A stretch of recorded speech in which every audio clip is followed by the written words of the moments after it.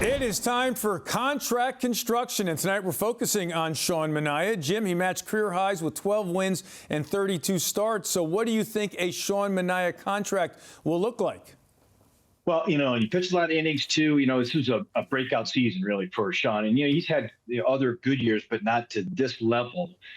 And he has Scott Boras as a representative. He's going to ask for number one type money. He's not going to get it. That's like 35, 40 million. But there are some comp from last year that you can compare him to.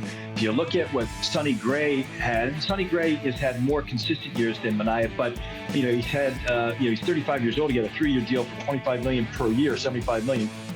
I feel like that's the low side of it. I think he could get 4 years, 4-year deal that Eduardo Rodriguez got.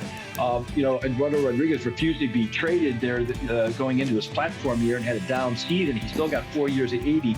I think Manaea is going to get, because of the level of interest in him and the teams that need starting pitchers, north of the 4 years, 80 million, somewhere in that 4 years, 90 million. He might get more. I wouldn't chase this one, but it is going to be expensive.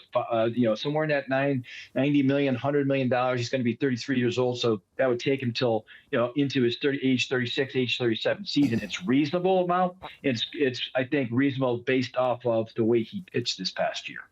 All right, certainly reasonable off the way he pitched last year, but Harp, certainly a bump up in the budget and payroll for the Mets. So where do you stand on bringing the lefty back at that price? I do think it's sustainable what he did when adopting the sail-like sidearm delivery. I mean, he was as dominant as any pitcher in baseball for most of the last 2 or 3 months of the season.